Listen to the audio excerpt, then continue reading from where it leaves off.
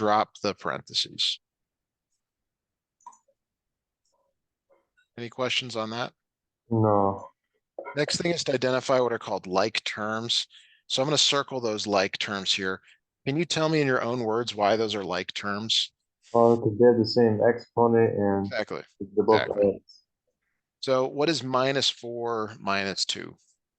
Can I get a calculator? I think we can Sure. use Yeah. Whatever you're allowed to use in class, or if you want to use one for our lesson, that's fine with me.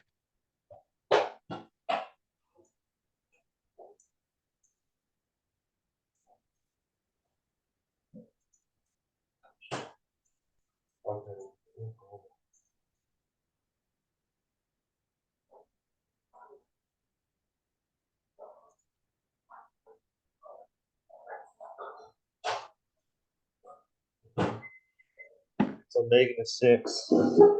Yeah, you get -6x cubed. Let's see, what else do you have? There's no like terms to go with that one, so we'll just bring it down. The next set of like terms that I see are +4x, +2x. What does that become? 6. 6x. Yeah, +6x. And then you bring the 7 down. Any questions, thoughts on that? No. All right. Okay, so the next problem is just slightly more difficult.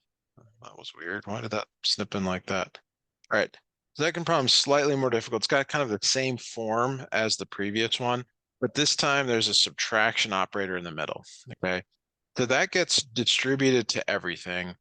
I like to think of it as changing the signs. So everything inside parentheses will have a new sign. So this is the 7x cubed currently positive or negative before this? Is it positive or negative? Would it be negative? It becomes negative. That's true. How about this middle term? What does it become? Positive? Positive, and then the last one becomes negative. So it's -7x cubed plus 3x squared minus 1. The other set of parentheses are not needed. And so we're again left to the task of combining like terms. Okay. So like this and these two terms here, what does that become? What's -9x cubed minus 7x cubed? -16x cubed. Good. All right. And then we got -1 and +2, but before we get there, we're going to bring down the other ones. There's nothing to go with the 3x squared. There's nothing to go with the -x, but you are left with the +2 and the -1. What does that become? Would just be 1. 1. So that is your final answer. Okay.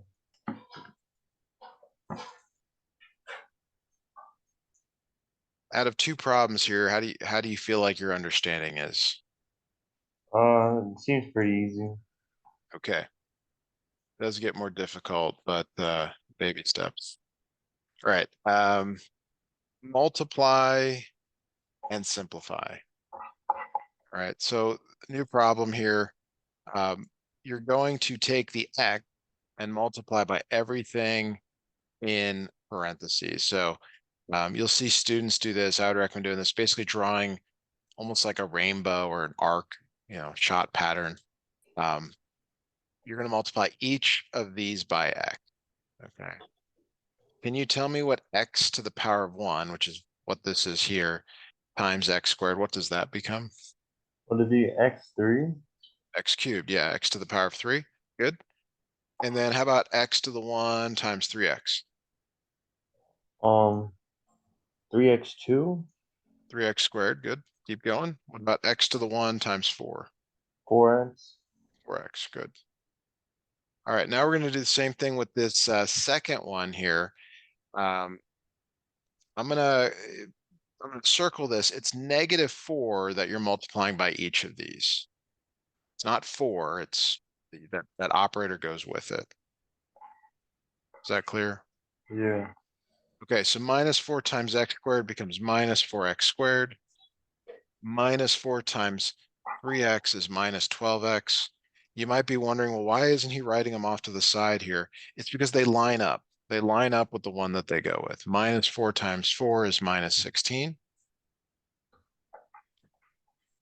And then you add these up vertically. So could you add these up for us vertically, please? Okay. So would you just drop the 16? Negative 16? Yep.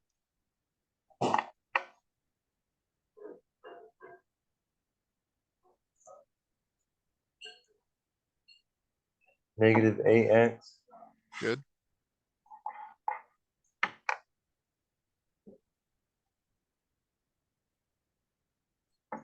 Negative 1x4. Squared. Squared. So notice like you kept the x here. You keep the power of 2 here. Like you're actually just adding or subtracting the coefficient and you're keeping the x for the power. Oh, okay. And then just drop the x there. X cubed, yeah. Very good. Why don't we do this? Why don't you try one on your own here that's not as complicated? Okay.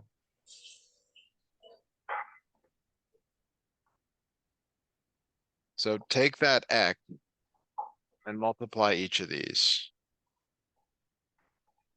and tell me what you come up with. Okay.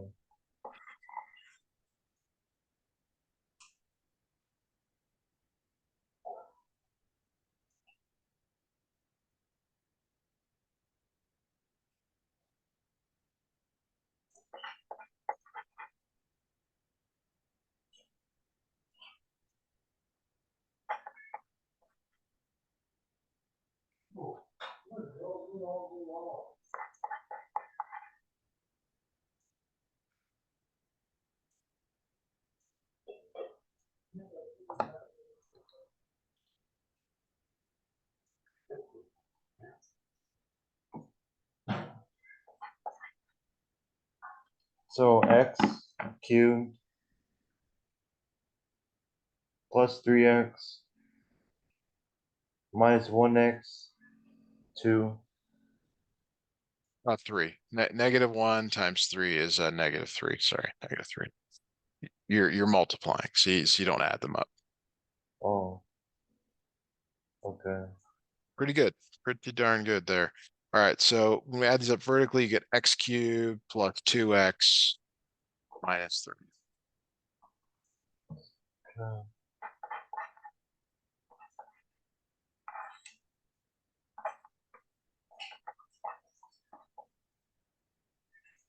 All right, any questions on that before we move to factoring?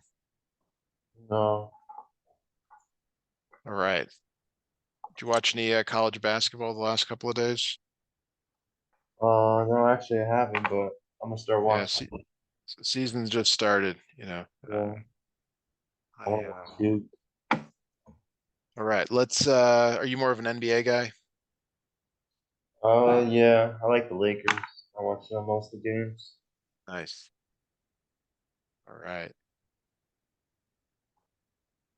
Okay.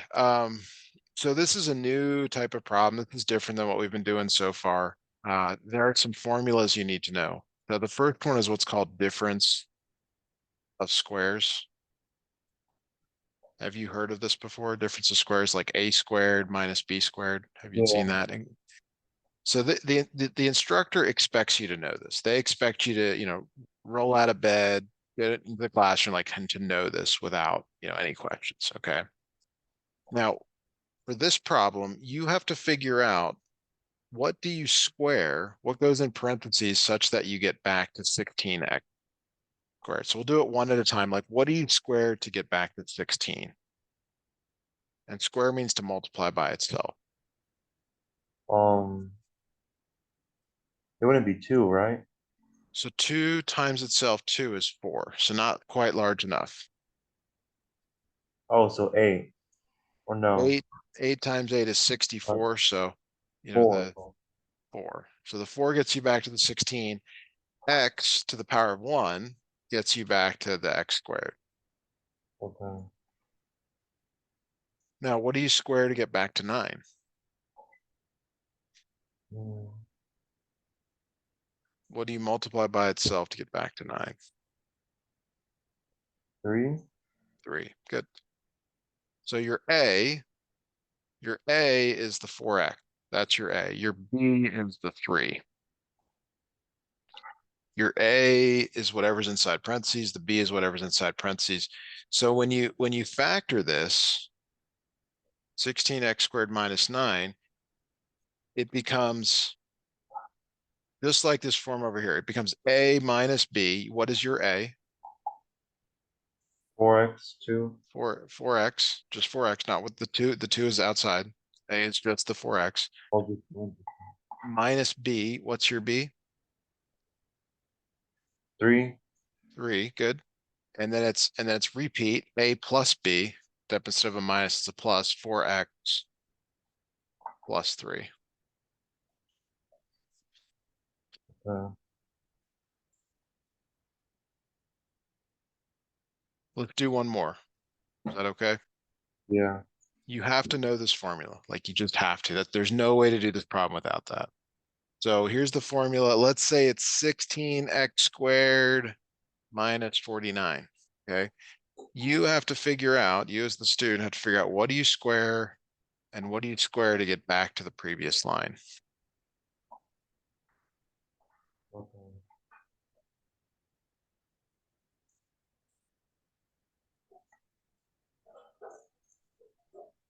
So 4 again.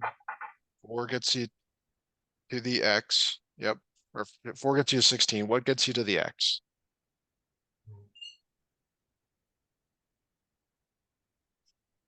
Squared.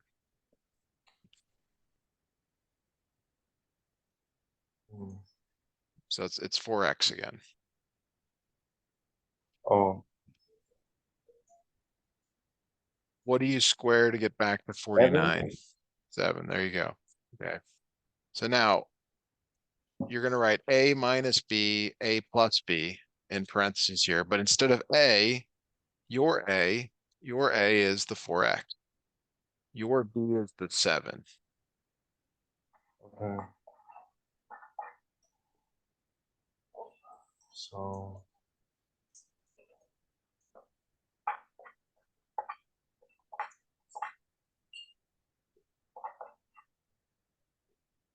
4x minus 7. 4x plus 7. Got it. Very good. All right, let's move on to the next problem here. Is this going okay for you tonight? Yeah. Besides the fact that it's a little late. All right. Factor completely over the set of integers. That's actually an important thing. Most teachers don't include that. So there's yet more formulas. There's what's called sum of cubes. And yes, you are expected to memorize this. I don't make the rules, but this is the formula for sum of cubes. So you want to get that down in your notes. I don't know if you like note cards or you like to pull up like a Quizlet on your phone, but you need to do something to memorize these. There's just no way to do this problem without it.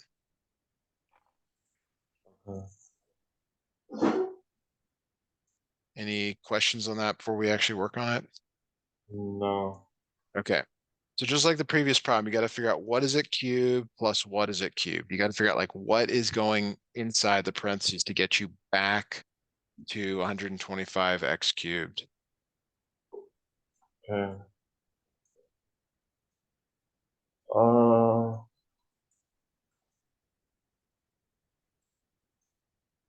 15. So 15 times 15 times 15 is a pretty big number. It's 225 times 15. That gets us into the thousands. So a bit too large. Let's go a little smaller. Or 5. 5, yeah, 5 gets you back to 125. How about for the x cubed?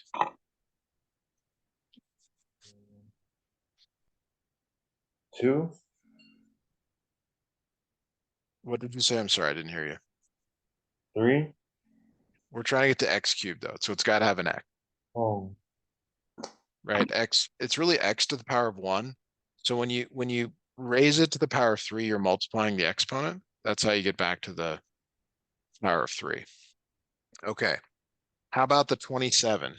What number you multiply by itself 3 times to get 27? 3. 3.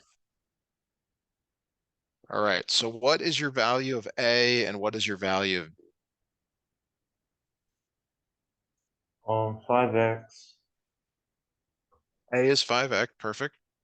And what's your value of B? 3. Good. Okay. So you got to know this formula. Got to know this formula. All right. Now, in your problem, you're going to replace wherever you see an A with 5x and wherever you see a B with 3. So now this next part, you almost have to treat the A like it's in parentheses. It's 5x squared in parentheses like that, minus A and B are again kind of already in parentheses. So it's like 5x times 3 plus, again, numbers in parentheses 3 squared like that. Have you seen this before? Yeah. Okay.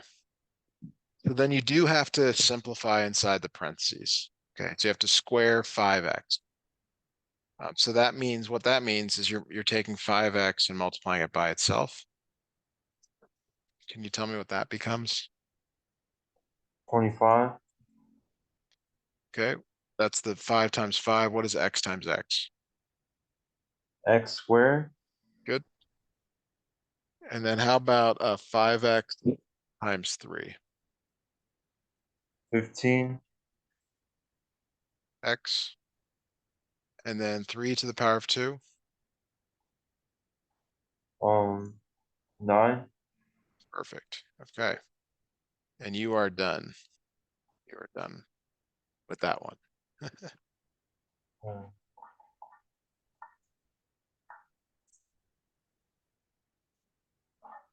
All right. Do you have to, is this an assignment that you have to submit or are you doing it online?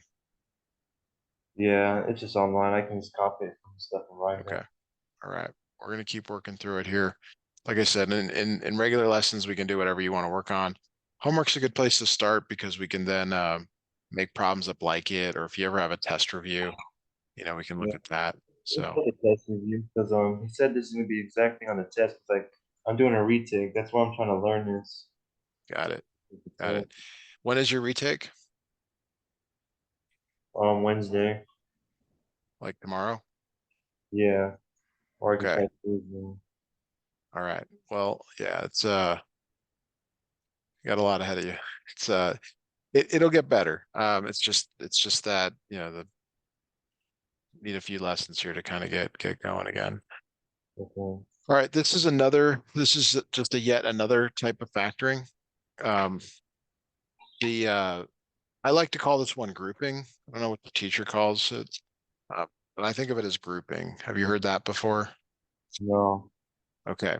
The reason it's called grouping, and actually a better word is double factoring because you end up doing it at least twice, um, is trying to figure out what is common between x cubed and 4x squared. Like what goes into both? Like what do you see in both of those? What's common? Yes, They both have X. they both have an x. In fact, they both have an x to the power of 2 in them. So if you were to divide them both by 2, sorry, both by x squared, what would be left over? Like, do you remember what x cubed divided by x squared is? Oh no, sorry. It's okay. I'm just gauging where you're at. So it becomes x. The x squareds over here cancel, so it becomes x minus 4. So if you see a problem like this on the test, notice it's got 4 terms. You have to remember that it's this grouping thing. All right. And then you put in parentheses the same thing. Like you have x minus 4 here, so you put that in parentheses here. And then you have to figure out what goes in the middle such that when you multiply in, you get back to the previous line. Like what do you multiply x by to get 3x? Um, what's multiply 3x? Yeah, what do you multiply x by to get 3x? 3. 3. Perfect. Now, it's 3 times -4, -12. Um, no. Are you sure? Oh, -3 times 4. Well, Yeah. 3 times -4, does that give you -12? Yeah. So this is good. This is good news. Okay. So that's the grouping part. I like to call it double factoring. I actually spell it out because you end up factoring twice. These both have an x minus 4, and then you bring down what's left over, x squared plus 3. And that is your final answer.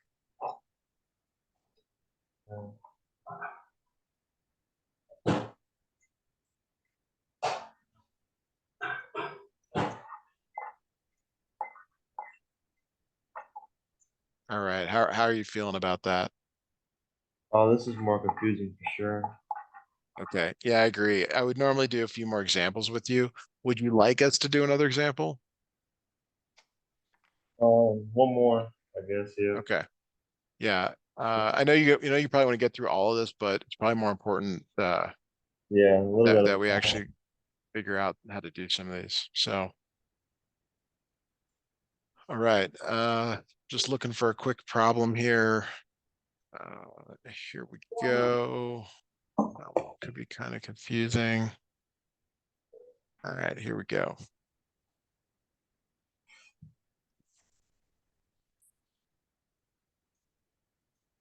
All right, so here is a new problem.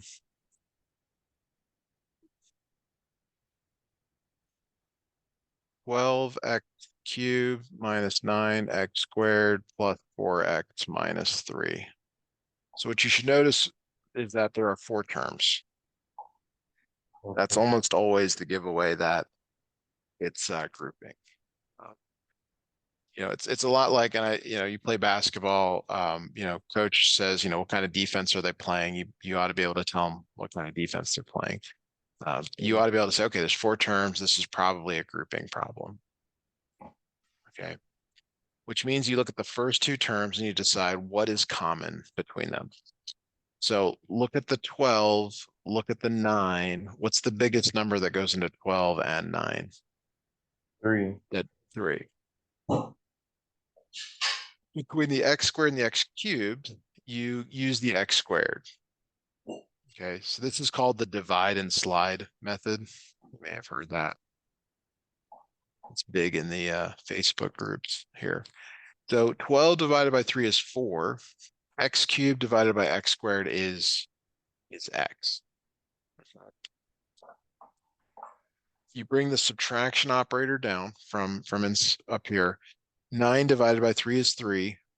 X squared divided by x squared. Do you remember what that becomes from the previous problem? Um, hmm, Wait, what? I'm asking you what happens when you divide x squared by x squared.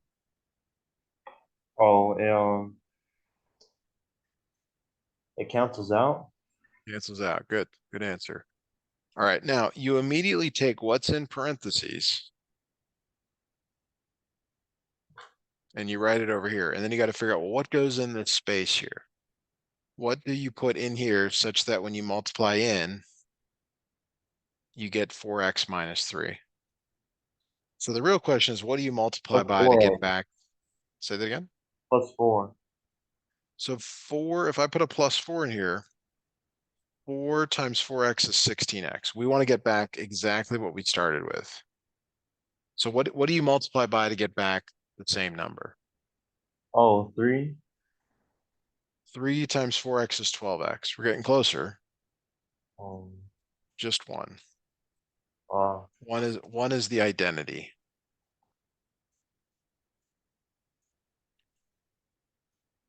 Okay. So notice both of these have a 4x minus 3 in them. So you factor that out, 4x minus 3, and then you bring down the other stuff.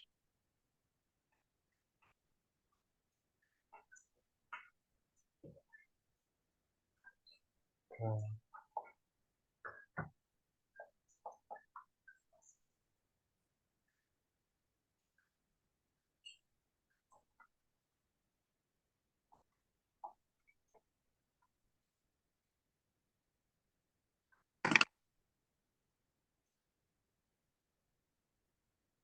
right, now, I mean, like I said, normally we'd want to do a lot more, but I think we ought to just move on to another type of problem here. Yeah. If you can get your test pushed out a little bit, we can certainly do another lesson on some of this. So next problem I see here is the use the factor theorem to write a polynomial in factored form given the following roots. All right, so the sample answer is down here. What they're saying is you have to use these numbers. So what it really means is x equals -1, x equals 5, and x equals 1. Okay, that's me just rewriting those roots. So to go to a factor, excuse me, you have to get rid of the number. You have to move this -1 to the other side of the equation. Do you remember how to do that? How to undo subtraction? Would you just add it? You would add it. You would add 1 to both sides. So this becomes x plus 1, like that. For the 5 here, the 5 is positive, so you would subtract it from both sides and you'd get x minus 5. What about for the last one? What would that become? Just x. Just like the others, you have to move the 1 to the other side. You have to move this number to the other side of the equation. So x Positive. It's positive. How do you undo addition? in -1. Good. Very good. All right. So your answer here is these three squeezed together.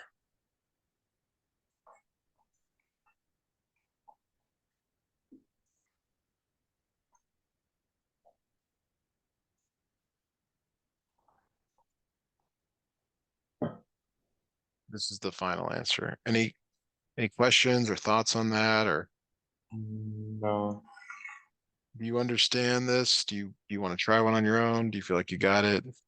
I'll try on my own real quick. Okay. So let's say the roots are -2, 4, and 3.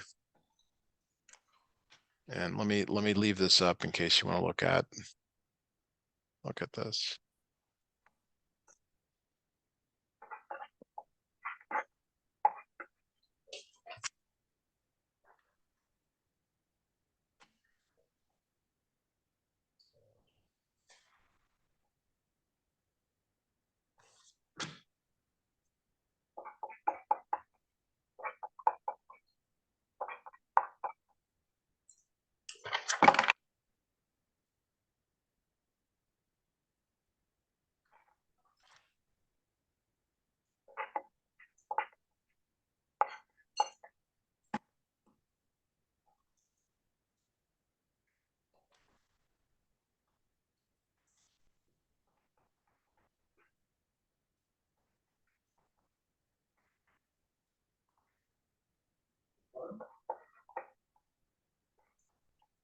So x plus 2, Good. X plus 2. I agree. x minus 4, Good. and x minus 3. You got it. Good job on that. All right. Next problem here that I see is this find the degree of the polynomial. Is that what you see? Well, we're just going this order here. Why did this one snip oddly? Okay. So the degree is the highest exponent. It's not the first exponent, although it could be. It's the highest exponent. What is the highest exponent in this? 5. That's your answer. Oh, okay. That's it. Like there's nothing more to do, nothing less.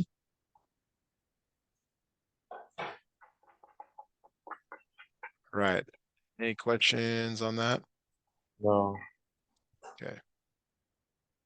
All right. So there are,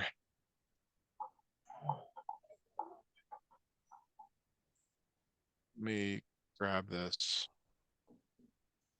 So it says, what is the end behavior of the polynomial? The end behavior is based on two things. It's based on one, the degree of the polynomial, and two, the sign of the leading coefficient, whether it's basically positive or negative.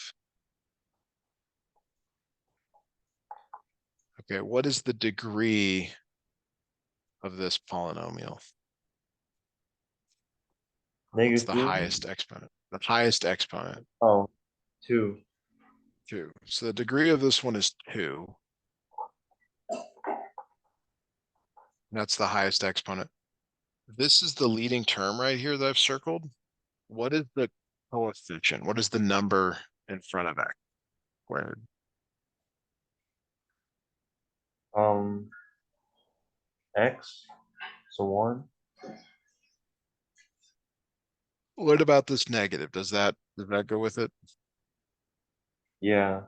Yeah, so it's -1. Okay.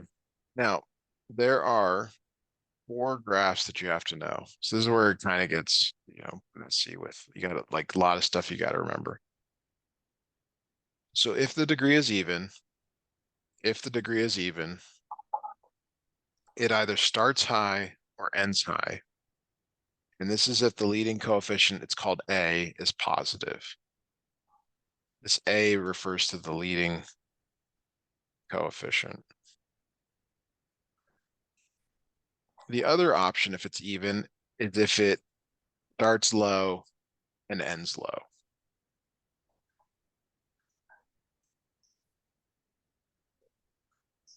And that's for a negative leading coefficient.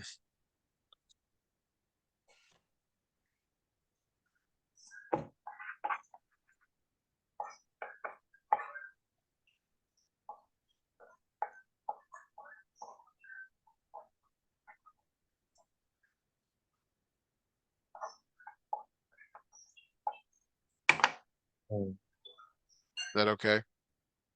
yeah. So this graph right here, it's degree 2, which makes it even, and the leading coefficient is negative. So it's actually this graph over here. All right. So on the left, that's what your instructor's doing. On the left, it's falling. On the right, it's also falling. Do you remember that from class? Does that sound familiar to you? Yeah. Okay. All right. Let's see here. So we can then look at a graph here. I'm not giving you all the information. I'm only giving you some of it. We just don't have enough time to cover everything.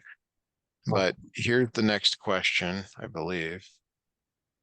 It says, what is the end behavior of the graph? So here's the left side. Would you say it's falling or rising? Rising. It's rising. The arrow's going up. On the right side, is it falling or rising? Falling. There it is. Okay, now to do part B, you first need to kind of know, well, what's an even function? What's an odd function? So let me give you an example of an even function. It's different than what we were. No, I'm sorry. That's just apologies. I'm tired. That's why. That's why I'm struggling here. So I have to give you 2 more graphs. So there are 2 more of these graphs for odds that you have to know. So for an odd, it either starts low and ends high. This is for a greater than 0, a positive leading coefficient. Or it starts high and ends low. This is for a negative leading coefficient. These are both for odd graphs. So sometimes what students remember is that even graphs go in the same direction and odd graphs go in the opposite direction. You might even see people like holding up their hands in the classroom. Depends on the type of student. So Okay. this is odd. This is an odd one because it, it starts high and ends low.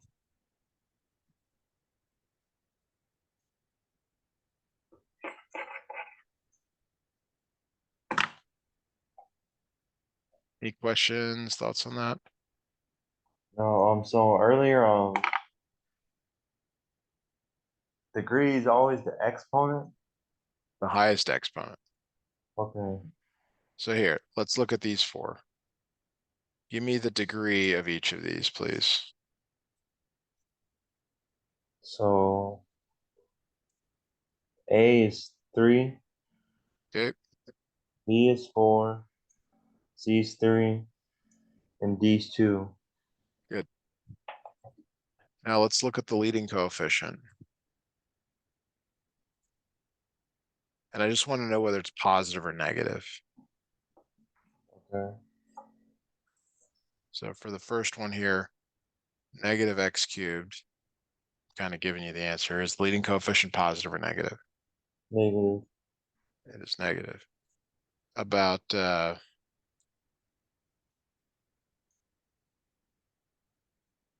Mm, negative. negative, and how about the next one? Positive. And positive. Okay, very good. Okay, so this will help you to figure out those graphs. Have you ever used a tool called Desmos, by the way? Decimals. Graphing calculator. Oh yeah, I think so. I would recommend using that for graphing these. I'll drop a link to that in the chat. We're running out of time here, so just trying to see Yeah. what all we can get done here in our lesson today. Uh, go ahead here.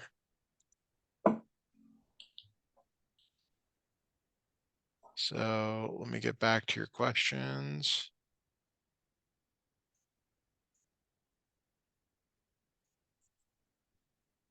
All right, what else can we do? That's kind of it. This last one here, you can use Desmos to figure out. When is this assignment due? Um, I think it's like tonight or tomorrow. Okay. Um, let me try to quickly show you how to use Desmos so you can maybe Yeah. get a head start on that. So let me go to this other screen. So in that A, B, C, D, like if you were to graph minus x cubed minus x squared plus 2x minus 3, does that look like any of the graphs on your screen?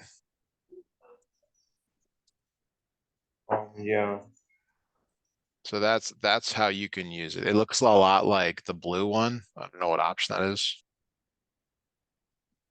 Okay. So that's like one way to do it. The next, and you can graph the next one. You can graph minus x to the fourth plus 3x squared. And when you know it, that looks a lot like on your screen, the graph that's in red. I mean, it is the graph in red. Yeah. All right. I am going to unfortunately have a stop there for today.